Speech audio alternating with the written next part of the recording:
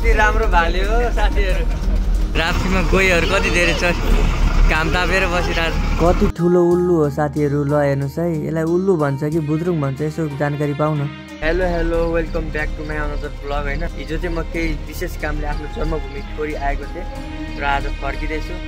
फर्कने क्रममा चाहिँ म अहिले चौतारादेखि यो बगैसम्मको जङ्गलभित्रमा चाहिँ के जङ्गली जनावरहरू देखिन्छ हजुरहरू सम्पूर्णलाई म आज यस भिडियो मार्फत देखाउने छु।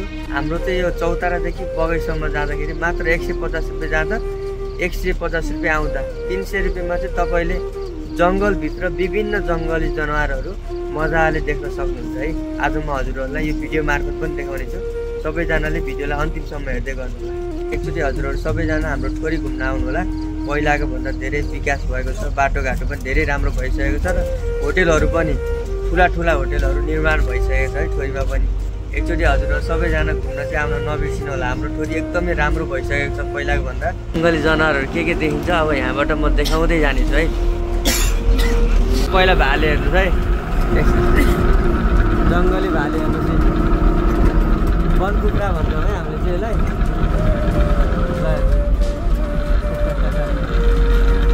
यता उता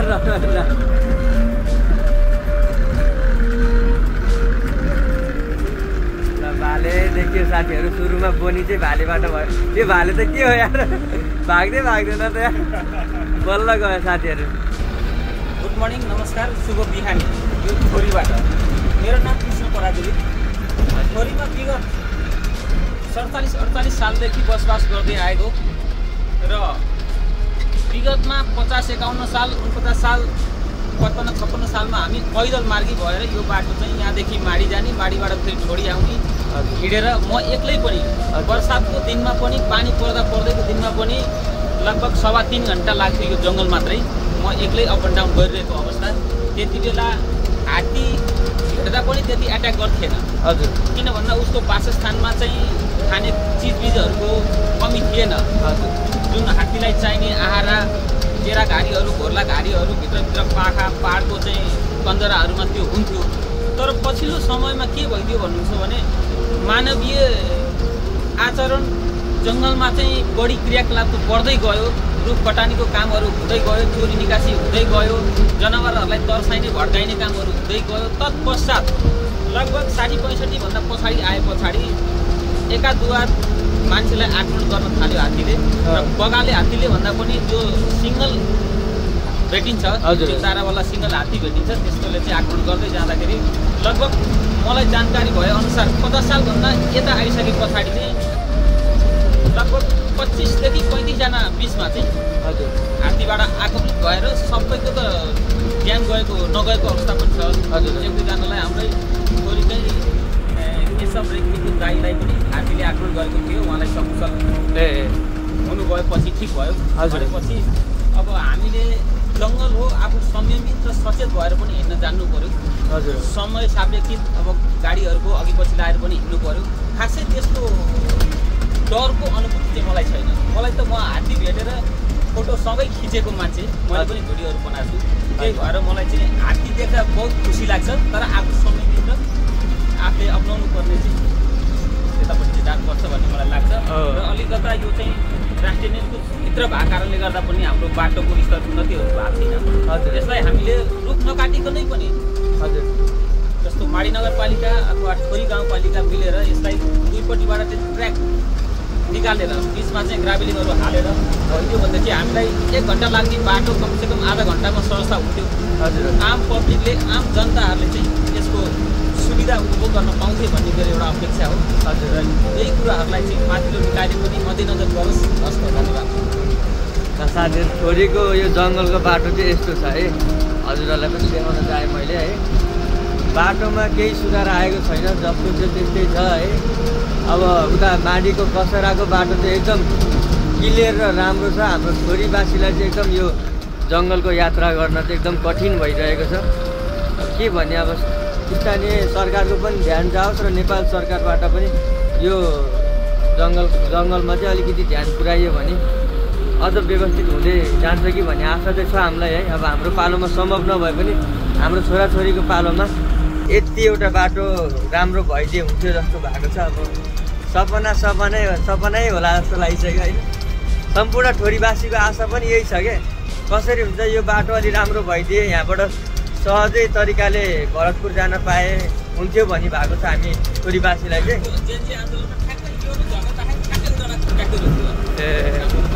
काम गर्न यो जेएनजी आन्दोलनको बेलामा यो रुख यहाँसम्म काम भएको थियो। माडीको जनताले चाहिँ रातारात त्यो जङ्गल बनाए है। अब हाम्रो ठोरीवासीहरूले पनि काम गर्न खोजेको तर हामीलाई चाहिँ रोकथाम गरियो के माथिबाटै आदेश आयो कि यताको काम चाहिँ यतातिर चाहिँ जङ्गल फडाइङ नगरौँ भनेर माथिबाटै आदेश आएर चाहिँ यो काम चाहिँ रोकिएको छ। म चाहिँ के चाहन्छु भन्दाखेरि यो बाटो चाहिँ हामीलाई बाटो पिजै चाहिन्छ भन्ने छैन। एउटा भनौँ न अलिकति यो जङ्गलमा यात्रा हामी गरिदिइरहनुपर्छ। यहाँबाट भरतपुर हाम्रो ठोरीमा एउटा हस्पिटलको पनि राम्रो व्यवस्था छैन। न हस्पिटल राम्रो छ न केही कुराको व्यवस्था छ। अनि हस्पिटल राम्रो नभइसकेपछि कुनै बिरामीलाई अपरजट अस्पताल लानु पऱ्यो भने त हामी भरतपुरको अस्पताल जानुपर्ने हुन्छ कि त उता वीरगञ्जको अस्पताल जानुपर्ने हुन्छ। बर्खाको बेलामा त हामी त ठोरीको जनता त त्यही 1 नम्बरमै मर्नुपर्ने अवस्थामा पुग्नुपर्छ हो कि भन्नु। किन भन्दा न उता वीरगञ्जको अस्पताल जानलाई न एउटा पुल छ न भने यता भरतपुर जानलाई जङ्गलको बाटोमा खोलाले गर्दा न यतातिरको बाटो व्यवस्थित छ।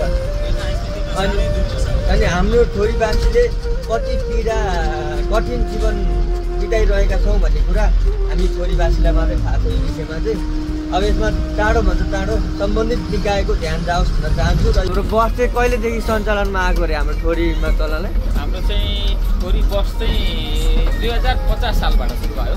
50 सालबाट सुरु भयो। जति बेला स्थानीय बासिन्दाहरूले बगाइदेखि ठोरीसम्म हजुर कोदालोको घरमा हजुर खनेर हजुर सम्पूर्ण जनसमुदायहरूले चाहिँ श्रमदान गरेर यो सुचारू भएको थियो।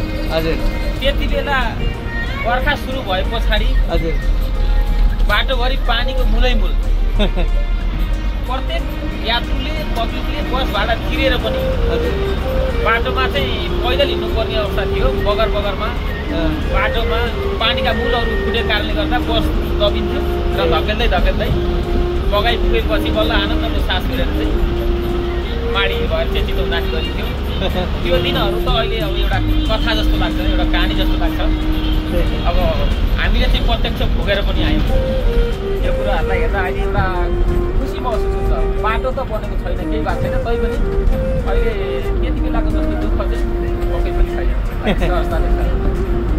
हाम्रो यो ठोरीदेखि माडीसम्मको जङ्गलमा चाहिँ अत्याधिक धेरै खोलाहरू भएको कारणले गर्दाखेरि पनि विकास हुन नसकेको हो र जङ्गलले गर्दा पनि हाम्रो ठोरी पछाडि परेको हो। नत्र पनि यतिन्जेलसम्म धेरै विकास निर्माणका कामहरू भइसक्थ्यो हाम्रो ठोरीमा। तर आज चाहिँ मैले भाले बाइक तपाईँहरूले केही पनि देखाउन सकेको छैन अहिलेसम्म।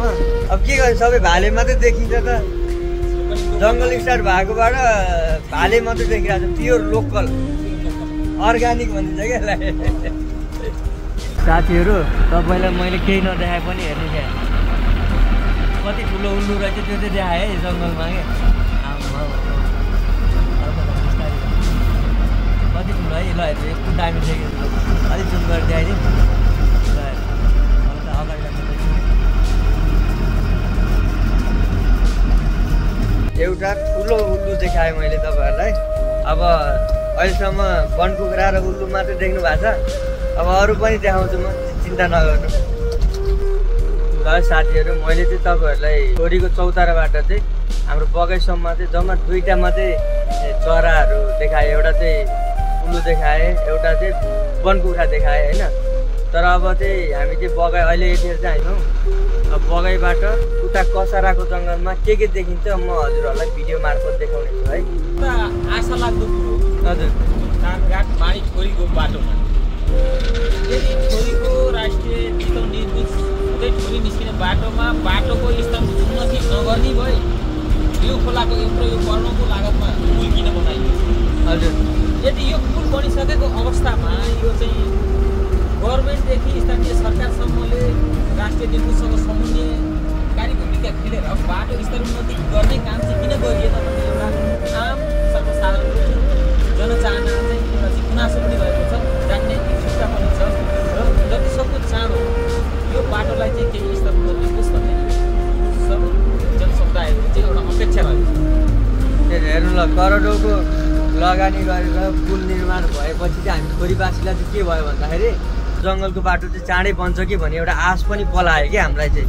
किन भन्दा यत्रो करोडौँको लगानी गरेर पुल निर्माण भइसकेको छ, छोरीको जङ्गलको बाटो पनि राम्रो बन्ने भयो भन्ने आश भइरहँदाखेरि चाहिँ तर सम्बन्धित निकायबाट चाहिँ केही पनि ध्यान आकर्षण भएन के, बाटो बनेन हो कि भने हाम्रो खोरीवासी भएको कुरा त्यही हुन्छ।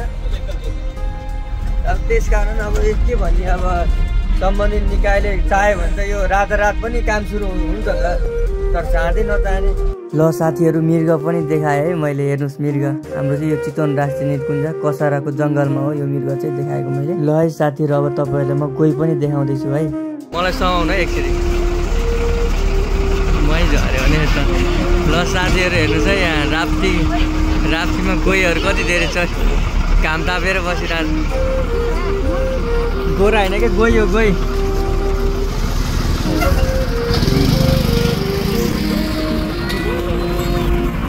आमा कति धेरै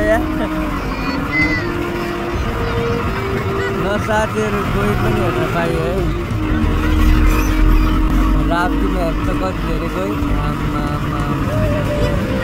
ल है साथीहरू यो ब्लग चाहिँ म यहीँ अन्त्य गर्न चाहन्छु। भिडियोलाई अन्तिमसम्म हेरेर साथ दिनुहुने सम्पूर्णलाई धेरै धेरै धन्यवाद। By by.